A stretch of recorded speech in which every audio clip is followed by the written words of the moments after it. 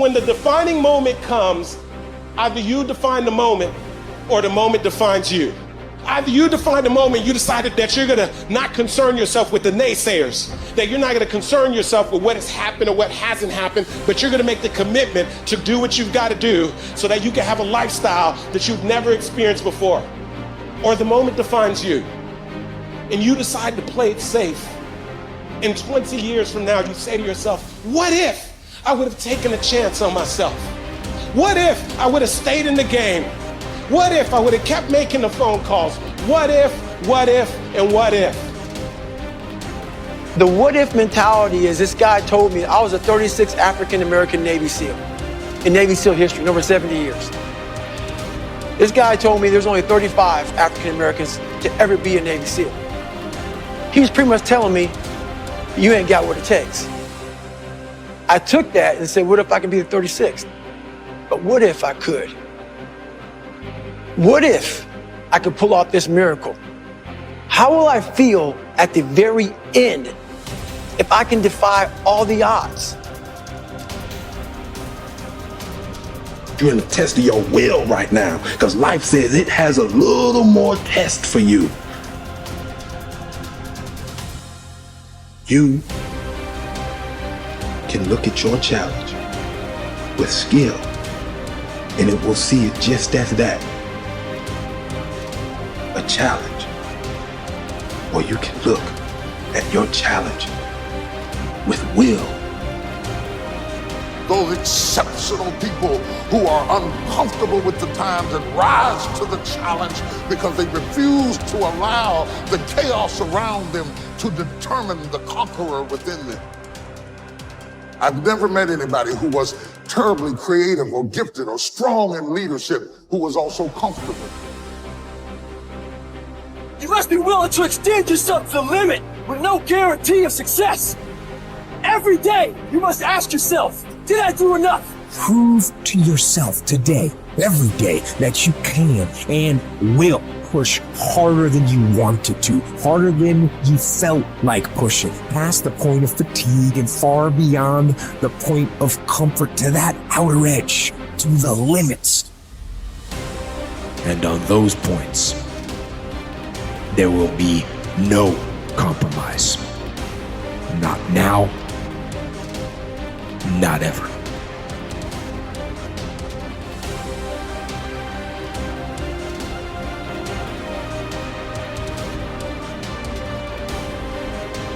Young people globally want to be like Elon Musk. What's your advice on that? I think that probably they shouldn't want to be. You? I think it sounds better than it is. Okay. Yeah, it's not as much fun being me as you'd think. I don't know. You don't think so? No. There's definitely, it could be worse for sure, but it's, I'm not sure I'm not sure I want to be me. Okay. But if, you know, I think advice, I mean, if you want to make progress in things, I think that the best analytical framework for understanding the future is physics. I'd recommend studying the thinking process around physics, like not the equations. I mean, the equations certainly they're helpful, but the way of thinking in physics is it's the best framework for understanding things that are counterintuitive. And you know, always taking the position that you are to some degree wrong, and your goal is to be less wrong over time. I think one of the biggest mistakes people generally make, and I'm guilty of it too, is wishful thinking. You know, like you want something to be true, even if it isn't true. And so you ignore the things that, you ignore the real truth because of what you want to be true. This is a very difficult trap to avoid. And like I said, certainly one that I find myself in having problems with. But if you just take that approach of you're always to some degree wrong and your goal is to be less wrong, and solicit critical feedback, particularly from friends. Like friends, particularly friends, if somebody loves you, they want the best for you. They don't want to tell you the bad things. So you have to ask them, and say, really, I really do want to know. and then they'll tell you. First say to yourself what you would be, and then do what you have to do.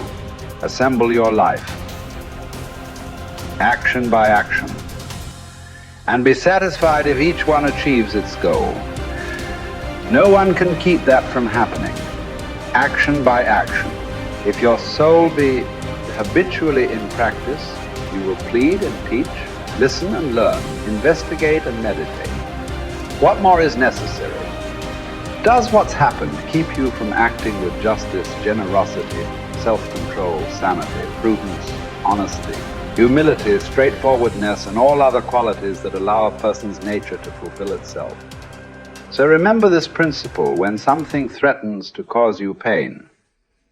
The thing itself was no misfortune at all. To endure it and prevail is great good fortune. I think failure is bad. I don't think it's good. But if something's important enough, then you do it even though the risk of failure is high. And so I think my advice if somebody wants to start a company is they should bear in mind that the most likely outcome is that it's not going to work. And they should reconcile themselves to that strong possibility. And they should only do it if they feel that they are really compelled to do it. Because it's going to, the way starting a company works is like usually in the very beginning it's kind of fun, and then it's really hellish for a number of years. You talked about chewing glass. Yeah, there's a friend of mine who's a successful entrepreneur, and started actually his career around the same time as I did, and he has a good phrase. His name's Billy. He said, "Yeah, starting a company is like eating glass and staring into the abyss." And you agree with that? Generally true. Yeah. And if you don't eat the glass, you're not going to be successful. The impediment to action advances action. What stands in the way becomes the way. Believe it or not, obstacles can actually be the thing that propels you forward in your career, your relationships, and your life. Rather than getting shut down by all the stuff that pops up to block your path, learn to understand impediments as essential tools for achieving your goals. While this might seem contradictory, you've likely experienced this phenomenon in your own life.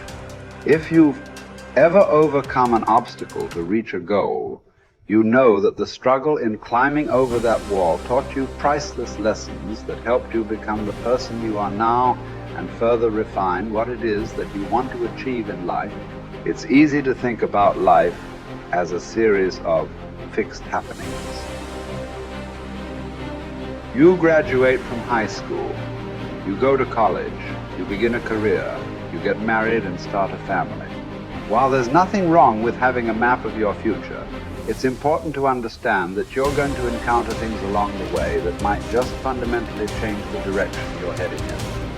As the simplest of examples, let's say, that you are taking a run on some nature trails near your house. During a storm the previous night, however, the path you always take has become problematically flooded. What do? Do you turn around? Do you try to bushwhack through the woods around the path? Or do you change your route on the fly and explore a part of the woods you've never been to before? If you chose either option 2 or 3, the impediment to your action actually advanced your action. You likely experienced a new and rejuvenating headspace too, either navigating through the woods without a trail or running down a path you'd never considered exploring before.